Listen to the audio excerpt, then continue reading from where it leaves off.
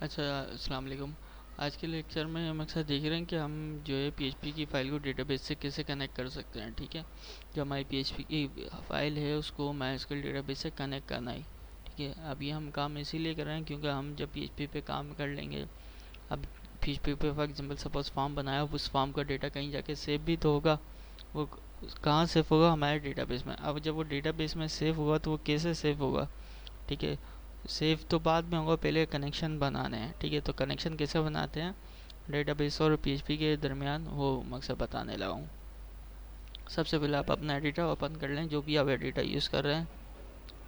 For example Sublime मैंने open कर लिया।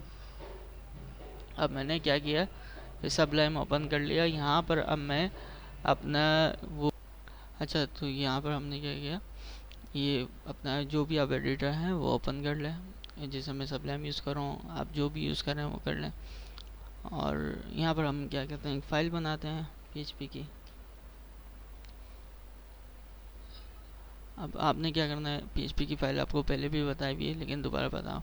सी ड्राइव में, जैम में जाके, एच डॉक्स में आप अपना कोई फोल्डर बना लें। अगर बना हुआ है तो उसी में सेव कर सकते हैं। मैं एक हसीब के नाम से बना रहा हूँ।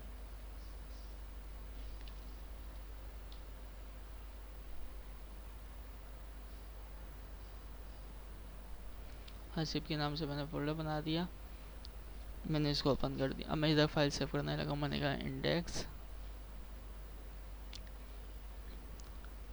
Dot P H P, file save हो गई हमारी। अब हमने पीएचपी के ओपन एंड क्लोज टैग लगाने हैं।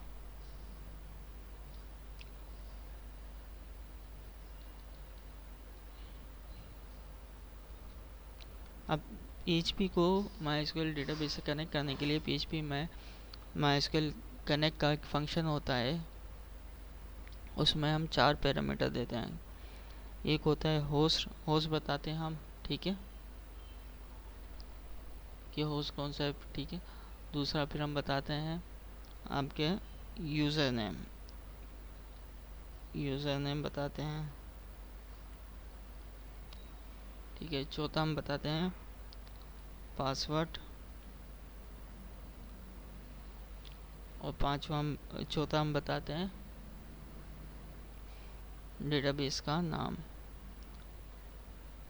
जिस डेटाबेस से हमने कनेक्ट करना होता है उस डेटाबेस का नाम बताते हैं।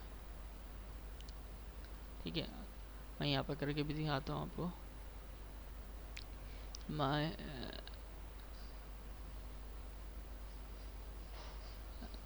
S Q L I connect,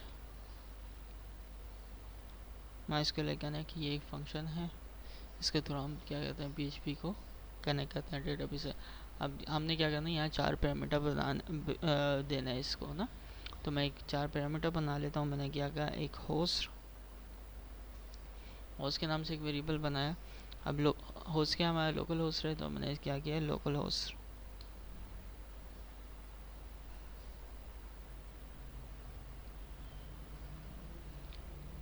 ठीक है, सेकंड हमारे पास क्या था,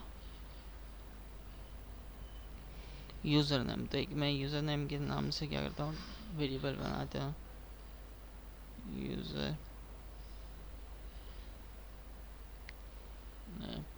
यूज़र नेम मैंने बता दिया। रूट, बाय डिफ़ॉल्ट जो होता है डेटाबेस का यूज़र नेम रूट होता है। ठीक है, अच्छा यहाँ पर हमने कोई पासवर्ड सेट नहीं किया हुआ, तो इसलिए हम इसको पासवर्ड का वेरिएबल तो देंगे लेकिन पासवर्ड में ब्लैंक हम वैल्यू देंगे इसको। ठीक है, यानी एम्प्टी स्ट्रिंग दे देंगे इस तरीके से। ठीक, चौथा हमने बताया था डेटाबेस का नाम, तो हमने डीबी नेम का वेरिएबल बनाया। मैं डेटाबेस जो है हसीब के नाम से बना हुआ है, मैंने कहा हसीब।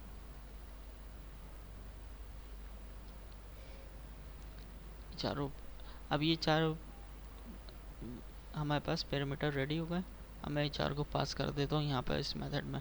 सबसे पहले हमें होस्ट देना है, होस्ट। ठीक है, फिर यूज़र नेम, फिर पासवर्ड,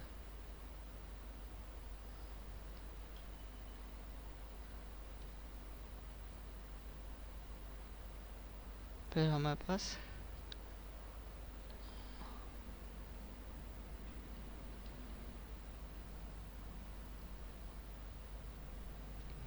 डेटाबेस का नाम तो मैंने डीबी नाम से।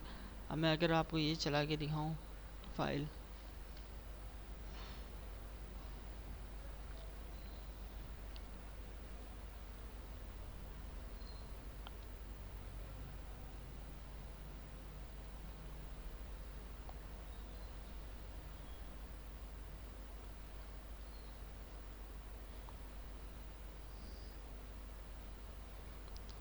हसीब के नाम से बनाया था फोल्डर हमने, हसीब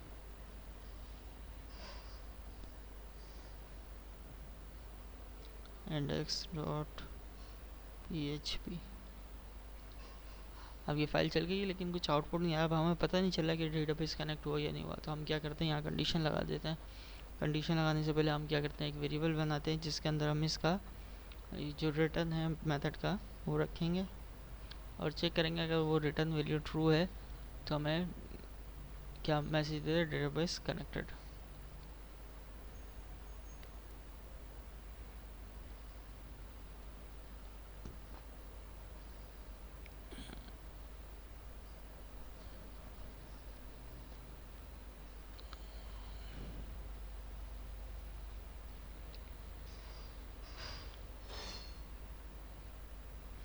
यहाँ पर हम मैसेज लिख दें, इको के थ्रू मैं एक मैसेज प्रिंट करवा रहा हूँ।